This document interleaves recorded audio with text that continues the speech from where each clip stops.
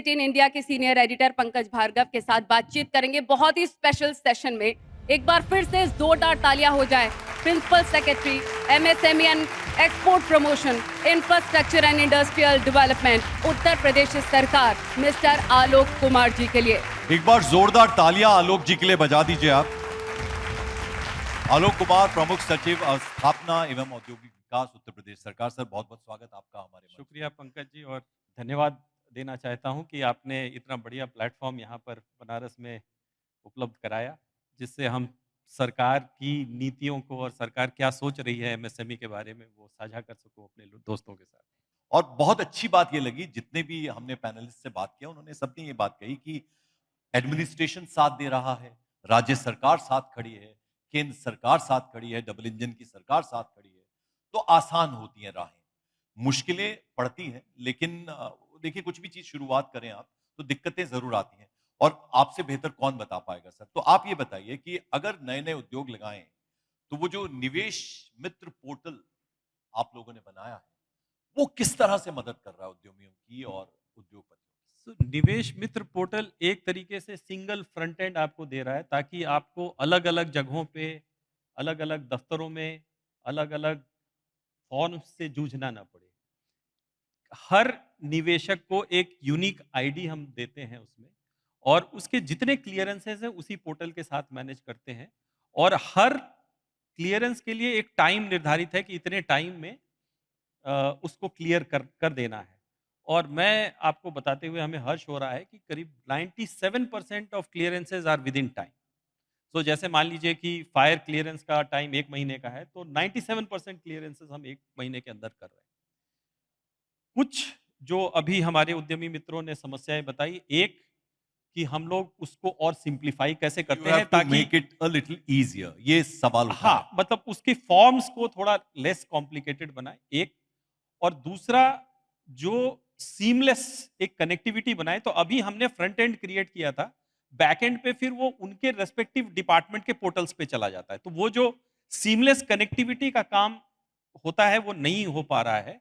उसके लिए हम लोग ऑलरेडी काम कर रहे हैं, आज की डेट में हमारे वेंडर्स उसको कर रहे हैं, और मुझे उम्मीद है कि दिसंबर आते आते तक वो सारे पोर्टल्स के साथ, अलग अलग डिपार्टमेंटल पोर्टल्स के साथ इंटीग्रेट हो जाएगा, सो दैट हर समय उद्यमी को पता रहेगा कि मेरे एप्लीकेशन का रियल टाइम स्टेटस क्या है।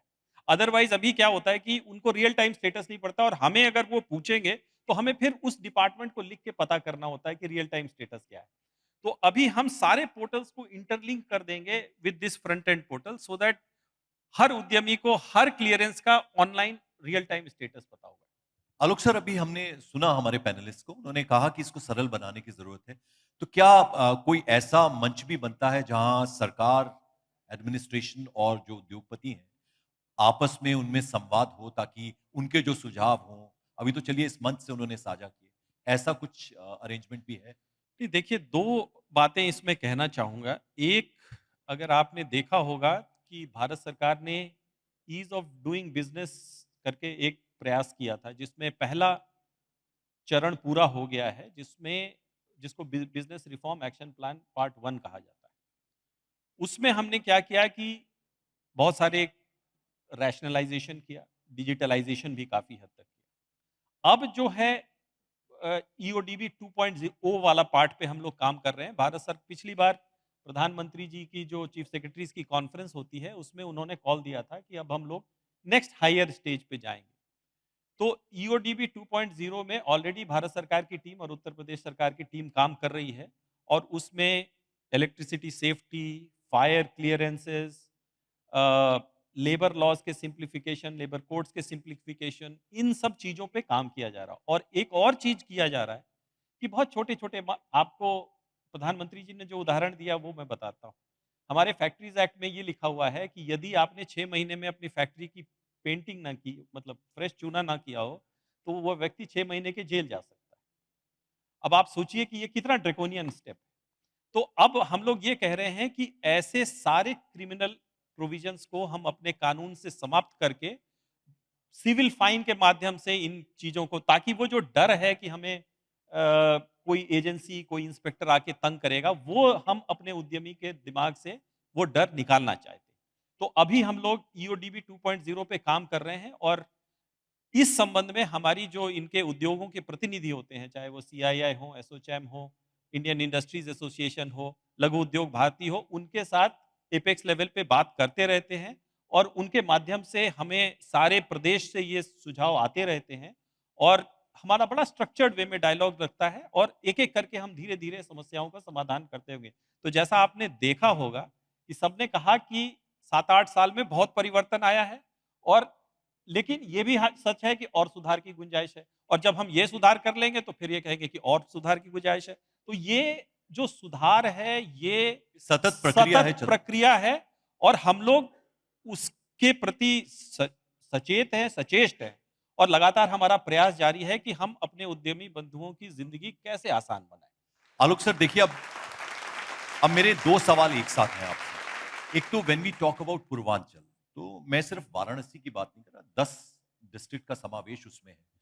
तो वो एक साथ सब जगह वो प्रोग्रेस देखने को मिल रही है।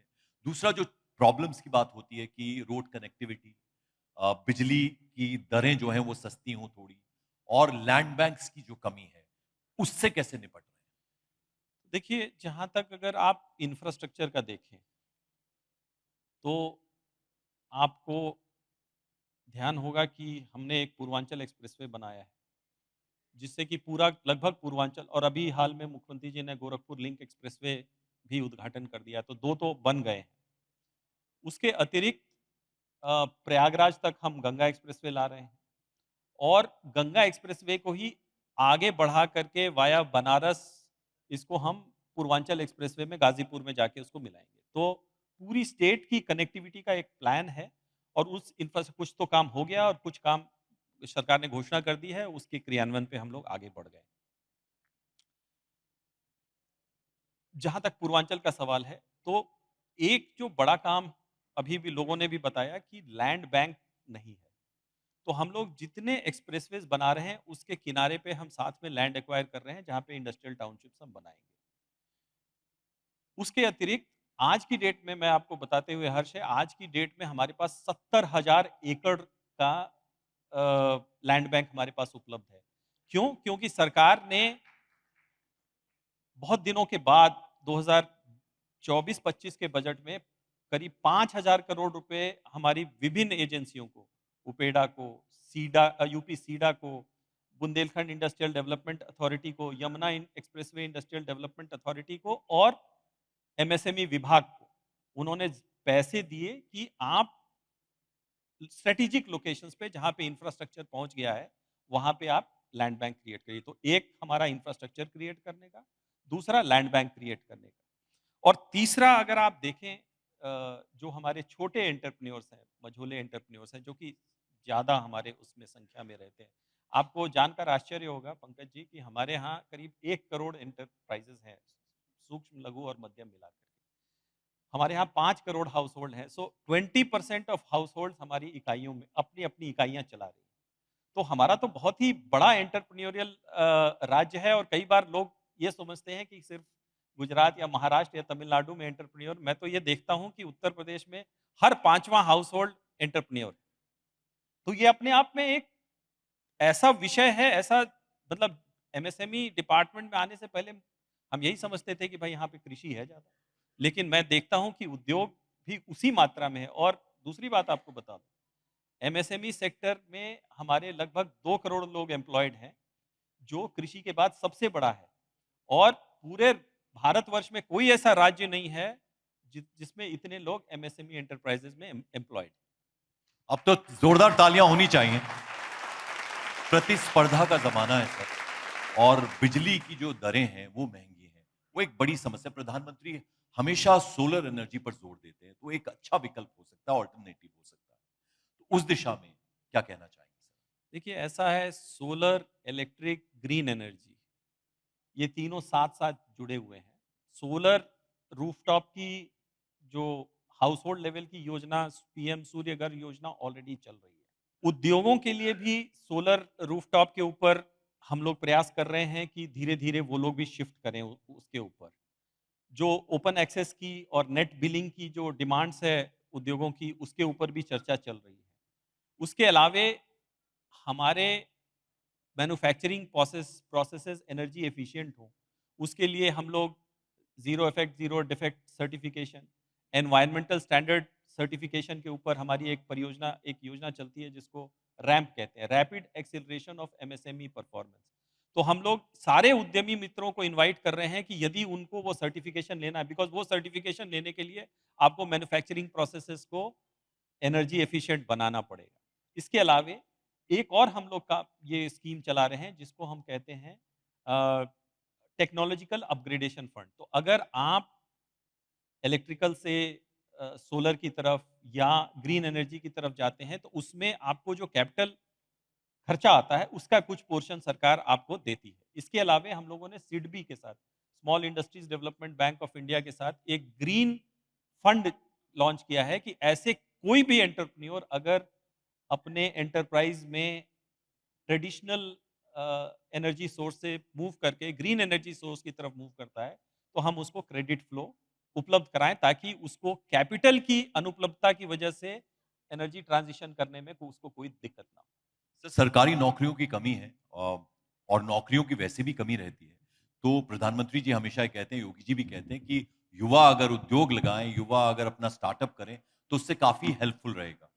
तो महिला उद्यमी जो हैं, वो कितना बढ़-चढ़ कर पार्टिसिपेट कर रही हैं, ज़रा उसके बारे में भी थोड़ा रोशनी डालें नहीं आप। देखिए, महिला उद्यमियों को अगर हम देखें आज की डेट में शेयर कम है। जितनी महिलाओं की भागीदारी होनी चाहिए उस लेवल पे महिला उद्यमी अभी हमें नहीं दिखाई देते। लेकिन राज्य सरकार ने महिला उद्यमियों को विशेष छूट और विशेष इंसेंटिव्स दिए हैं। सो जैसे अगर किसी के लिए पुरुषों के लिए मार्जिन मनी 10% है, तो महिलाओं के लिए वो 12% होगा। स्टैम्प ड्यूटी की छूट 100% होगी। तो महिला उद्यमी को आगे लाने के लिए हमारा प्रयास है, लेकिन मैं ये मानने में हमें अभी संकोच नहीं होना चाहिए कि जितनी संख्या में उनकी भागीदारी होनी चाहिए एंटरप्राइजेस में, उस संख्या में उसकी भागीदारी नहीं है। लेकिन हम लोग प्रयास कर रहे हैं कि उनको विशेष रूप से प्रोत्साहित करें ताकि वो लोग अधिक से अधिक संख्या में इसमें प्रतिभाग करें। और हम अभी पीपीपी मॉडल की भी बात कर रहे थे, प्लेस, पॉलिसी और पार्क। उस दिशा में क्योंकि योगी जी का वो बहुत फेवरेट चीज़ है, उसमें उन्होंने काफ़ी ध्यान दिया है सर। तो उस दिशा में ज़रा बताइए कि वो जो सोच है, उस पर किस तरह से काम हो रहा देखिए ऐसा है कि हम लोग we have become a prisoner of our own expectations. जैसे लोगों ने कहा कि जो 2016-17 में एक्सपेक्टेशन थी सरकार से और जो 2024 में एक्सपेक्टेशन है उसमें गुणात्मक वृद्धि हुई है, क्योंकि लोगों को ये भरोसा हुआ है कि सरकार काम कर रही है तो फिर एक्सपेक्टेशन भी उस हिसाब से बढ़ती है। तो जैसा मैंने कहा कि सरकार उस एक्सपेक्टेशन को पूरा करने के लिए इंफ्रास्ट्रक्चर पे पुश दे रही है। आज की डेट में एक्सप्रेसवेज में हमारा सबसे बड़ा शेयर है किसी भी प्रदेश के कंपैरिजन में। एयरपोर्ट्स अगर देखें तो आज की डेट में हमारे 21 फंक्शनल एयरपोर्ट हैं जिसमें 5 इंटरनेशनल एयरपोर्ट हैं। इसी प्रकार से अगर हम देखें मैंने अभी जिक्र किया कि 70,000 एकड़ का हम लोगों ने land bank industrial infrastructure develop करने के लिए किया है। लेकिन इस गति पे काम करने के बावजूद भी लोगों की एक्सपेक्टेशन इतनी है कि हमको ये लग रहा है कि सरकार के अकेले की बस की बात नहीं है उस एक्सपेक्टेशन पे खड़ा उतरना। तो इसीलिए ये जो पीपीपी मोड में ये है कि यदि हम खुद नहीं कर सकते हैं तो क्या हम प्राइवेट एंटरप्राइज को एनेबल कर सकते हैं कि वो इंडस्ट्रियल इंफ्रास्ट्रक्चर क्रिएट करने के लिए सामने आए। तो जैसे अभी प्लेज पार्क की स्कीम की बात कही गई कि वेयर ये कहा गया कि भाई आप अपनी जमीन ले लो और सरकार उसमें डेवलपमेंट लोन के माध्यम से 50 लाख रुपए प्रति एकड़ आपको ऋण के रूप में जो कि 2 या 3%, 2% 1% ऋण के ऊपर आपको दे देगी और जब आप अपनी जमीन बेच लेंगे तो उसी प्रोपोर्शन में आप धीरे-धीरे सरकार का पैसा वापस कर देंगे। इसके अलावे अभी इस बजट में सरकार ने 10 टेक्सटाइल पार्क जो संत कबीर के नाम पे उन्होंने दिया और 2 अ, लेदर पार्क वो संत रविदास जी के नाम पे उन्होंने दिया।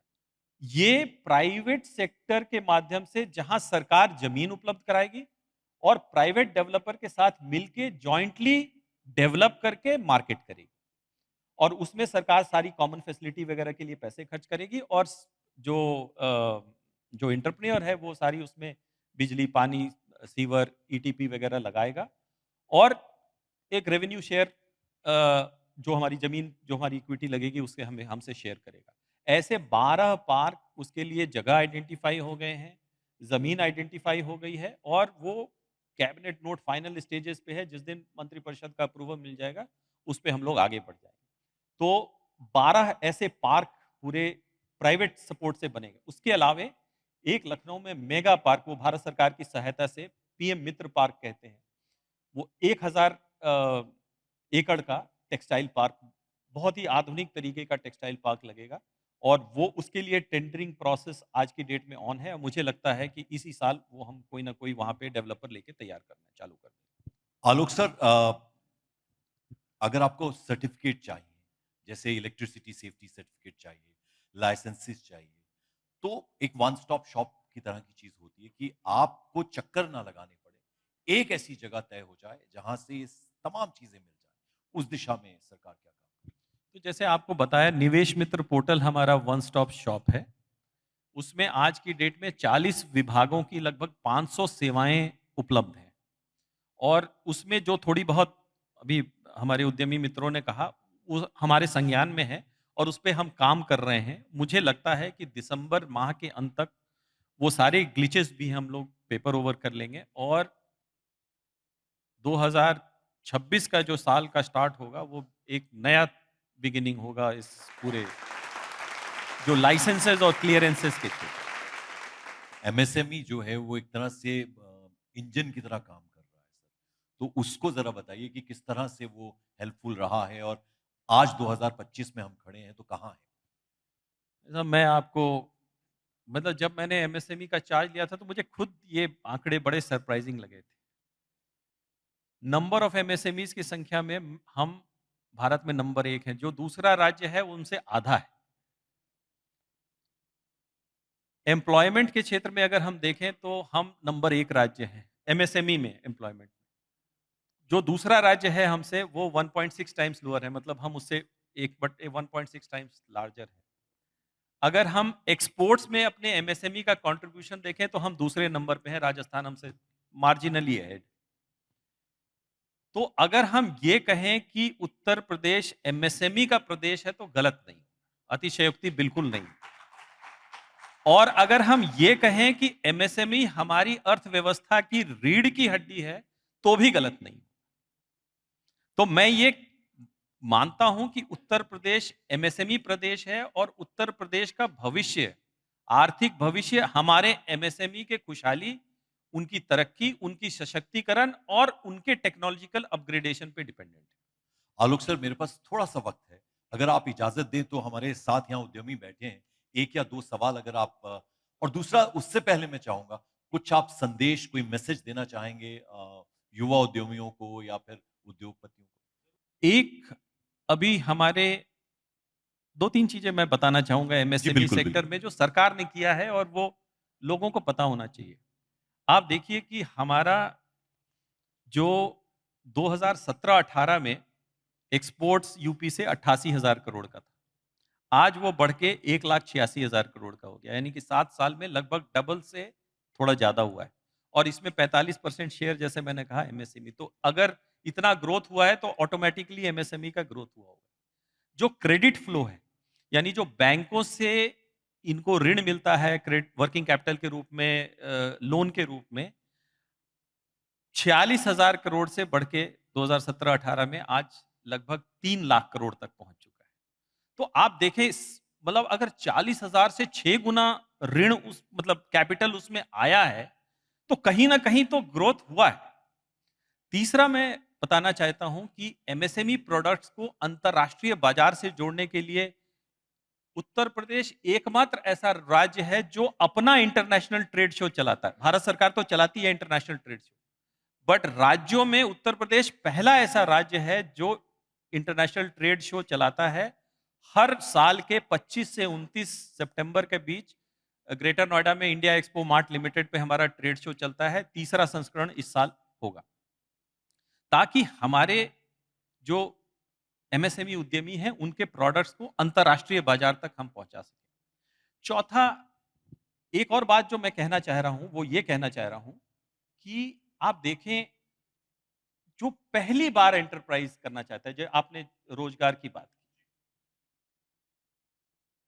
तो पहली बार जो एंटरप्राइज डेवलप करना चाहे उसके लिए हमने पिछले साल 24 जनवरी, इसी साल 24 जनवरी को बल्कि एक नया प्रोग्राम लॉन्च किया है जिसको सीएम युवा उद्यमी योजना कहते हैं।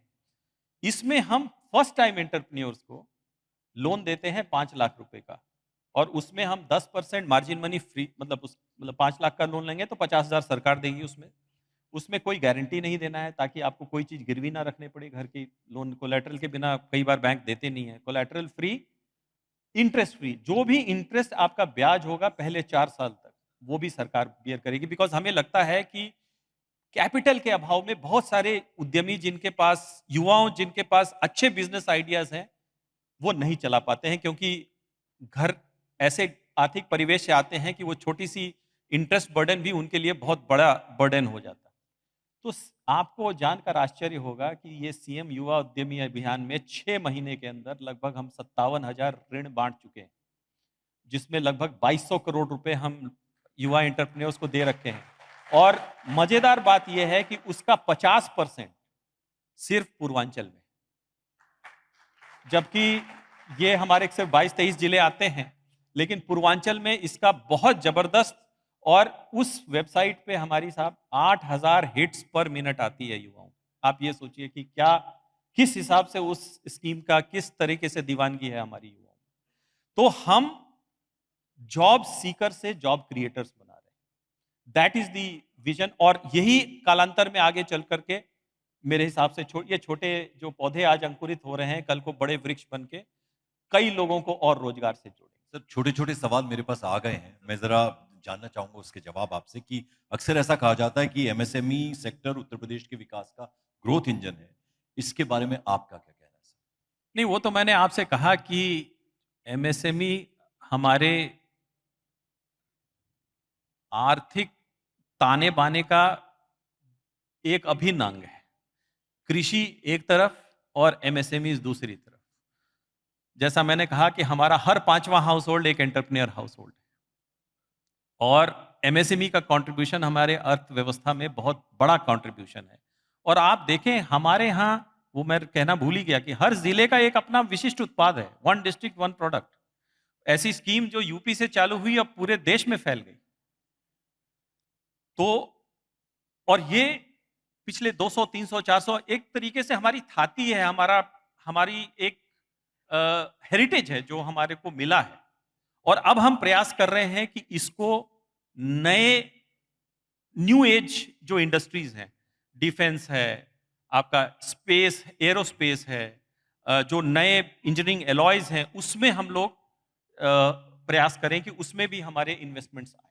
Additional commissioner of police Rajesh Kumar Singh ji हमारे बीच में, जोरदार तालियों से प्लीज स्वागत कीजिए। सर, वेलकम आपका। सर, अगला सवाल यह है कि 2017 से अब तक 8 साल हो गए हैं, एमएसएमई सेक्टर में किस तरह के बदलाव, किस तरह के चेंजेस आप देखते हैं सर? नहीं, मैंने आपसे कहा कि अगर हम देखें क्रेडिट फ्लो में, तो 8 गुना 6 गुना 46,000 करोड़ से 3 लाख करोड़, लगभग 6 गुना 7 गुना वृद्धि हुई है। अगर हम देखें एक्सपोर्ट के कंट्रीब्यूशन में लगभग 2.2 टाइम्स वृद्धि हुई है। अगर हम फॉर्मलाइजेशन देखें तो पहले हमारे 9 लाख 10 लाख एंटरप्राइजेस रजिस्टर्ड थे, आज के डेट में 70 लाख एंटरप्राइजेस रजिस्टर्ड हुए हैं। तो हम धीरे धीरे एमएसएमईज को अर्थव्यवस्था की मुख्य धारा से जोड़ रहे हैं। और एक्सपोर्ट्स की हम बात करें, एक्सपोर्ट की कंट्रीब्यूशन की बात करें, उनके टेक्नोलॉजिकल अपग्रेडेशन की बात करें, उनके लिए इंडस्ट्रियल इंफ्रास्ट्रक्चर उपलब्ध कराने की बात करें, उन सभी बिंदुओं पर market access, credit, industrial infrastructure उपलब्ध कराना और ईज ऑफ डूइंग बिजनेस बढ़ाना, इन सभी दिशाओं पे हम सरकार प्रयत्नशील है। और काफी कुछ हम आगे बढ़े हैं और काफी कुछ अगले 1 आध साल में हम आगे बढ़ेंगे। और जैसा मैंने फिर कहा कि कभी भी निर्वाण की स्थिति नहीं आती है जब तक हम दुनिया में हैं, वो उसी वक्त आती है जब हम ऊपर जाते हैं। जब तक हम इस दुनिया में हैं, हमें सुधार करते रहना पड़ेगा। और कभी भी हम इस लेवल पे संतुष्टि आत्मसंतुष्टि में और या आत्ममुक्ता में नहीं रहेंगे कि हम बिना रुके चलते रहेंगे, लगातार इम्प्रूव करेंगे, जैसा कि हमारे शास्त्रों में कहा गया है, चैरे वेति चलते एक रहो। आखिरी सवाल है सर मेरा। आखिरी सवाल ये है कि एमएसएमई सेक्टर जो है उसमें निवेश बढ़ा है, इन्वेस्टमेंट बढ़ी है। इसको देखते हुए किस तरह की संभावनाएं आने वाले फ्यूचर में आप देख रहे हैं? देखिए, मैं आपको एक छोटा-सा आंकड़ा दूँगा तो आपको समझ में आ जाएगी। जो हमारा फैक्ट्रीज़ एक्ट है, फैक्ट्रीज़ एक्ट में ऐसे फैक्ट्रीज़ रजिस्टर होते हैं जिसमें 20 वर्कर या उससे अधिक, मतलब थोड़ा एक रीज़नेबल साइज़ की यूनिट होती है। 2015 में, वर्ष 2015 में हम 500 फैक्ट्रीज़ पर ईयर रजिस्टर कर रहे थे। पिछले साल, जो ये साल गुजरा है 24-25 का, इस साल हम लोगों ने 4000 फैक्ट्रीज रजिस्टर की। So with in a period of 10 years 500 factories per year से बढ़ा के 4000 फैक्ट्रीज पर ईयर। और इस साल मेरी उम्मीद है, मैं टारगेट 8000 कर रहा हूं, बट 6000 तो निश्चित हम लोग करेंगे इस साल। छोटा सा सवाल और है कि यूपी में जेम पर पारदर्शी खरीद प्रणाली में देश में इतिहास रचा है, हिस्ट्री क्रिएट की है, और केंद्र ने उत्तर प्रदेश सरकार के मॉडल को बहुत सराहा भी है। इसको किस तरह से देखें? देखिए, government e market place Bharat सरकार ने इंट्रोड्यूस किया था सरकारी खरीद में ट्रांसपेरेंसी लाने के लिए। तो इस पे हम लोगों ने पिछले साल 2024 में एक पुराने जितने इंस्ट्रक्शंस थे उसको हटाते हुए एक नया पारदर्शी प्रक्रिया लागू की। और मुझे ये बताते हुए हर्ष है कि जेम में उत्तर प्रदेश अगेन भारत में नंबर 1 है। पिछले 7 सालों में लगभग 65,000 करोड़ रुपए की खरीद सरकार ने जेम पोर्टल के माध्यम से की है। और एक बात और जो मैं आपसे बताना चाह रहा था, जो एमएसएमई भाई बंधुओं को अच्छा लगेगा उसको, कि उस टोटल 65,000 करोड़ की प्रोक्योरमेंट में एमएसएमई का शेयर 65% है आज की डेट में। और ये पूरे भारतवर्ष में सबसे ज्यादा एवरेज पे भारत में करीब 38% एमएससी, मतलब अगर 100 रुपए का हम सामान खरीदें तो 38 रुपए खरीद करते हैं। उत्तर प्रदेश जो है वो 65% सामान एमएसएमई से खरीदता है। तो ये एक अपने आप में अद्भुत स्कीम है कि हम लोकली मैन्युफैक्चर्ड प्रोडक्ट्स को सरकार से कैसे एनकरेज करें। और जो प्रक्रिया हम लोगों ने अपनाई है, जो हमने इंस्ट्रक्शंस जारी किए हैं, वो भारत सरकार को इतना पसंद आया कि जो वाणिज्य मंत्री हैं हमारे भारत सरकार के, पीयूष गोयल, जो ये जेम पोर्टल को देखते हैं, उन्होंने सभी राज्यों के मुख्यमंत्रियों को पत्र लिखकर ये कहा है कि भाई आप उत्तर प्रदेश के मॉडल को का कॉपी करो, अनुकरण करो। तो पहले उत्तर प्रदेश को पिछड़ा माना जाता है, आज की डेट में स्थिति ये हो गई है कि बाकी राज्यों को कहा जाता है कि उत्तर प्रदेश का अनुकरण करो। और ये एक जगह नहीं है, जेम तो एक ही जगह है। ओडीओपी में लोगों ने कहा, विश्वकर्मा स्कीम में हमने कहा, और ये जो सीएम युवा उद्यमी योजना है, मेरा विश्वास है कि अगले 1 साल में आप सुनेंगे कि ये भी कहीं ना कहीं पूरे भारतवर्ष ने इसको अडॉप्ट किया। सर देखिए, कितनी अच्छी चीज है कि इतनी सारी प्रॉब्लम्स हमने आपसे डिस्कस की, चैलेंजेस आपसे डिस्कस किए, और हमें आपने यहां बैठे बैठे वो सॉल्यूशंस दिए, समाधान दिए। एक और समस्या है सर, सौर ऊर्जा, सोलर।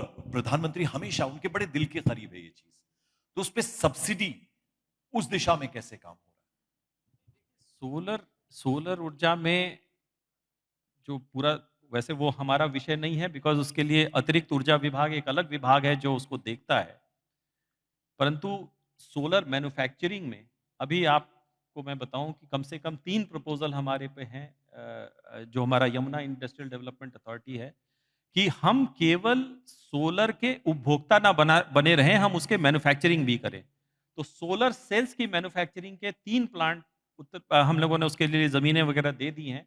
और अगले 2-3 साल में आप देखेंगे कि उत्तर प्रदेश से सोलर सेल्स की मैन्युफैक्चरिंग और उसकी जो प्लेट बनती है जिससे कि सौर ऊर्जा, तो एक तो मैन्युफैक्चरिंग की दिशा में हम लोग काम कर रहे हैं। दूसरा, सोलर फार्म्स, बड़े-बड़े सोलर फार्म्स हम लोगों ने जहाँ जहाँ भी एप्रोप्रिएट है, जहाँ सनलाइट है, बुंदेलखंड, बिकॉज़ उसमें टिपिकली लैंड काफ़ी लगता है, तो बुंदेलखंड में और इधर सोनभद्र वगैरह में हम लोग कोशिश कर रहे हैं उसको, उसके जो प्लांट्स बना के उसको उससे ग्रिड को सप्लाई करें, ताकि जो हमारी पारंपरिक ऊर्जा स्रोत है उस पर हमारी निर्भरता कुछ कम हो।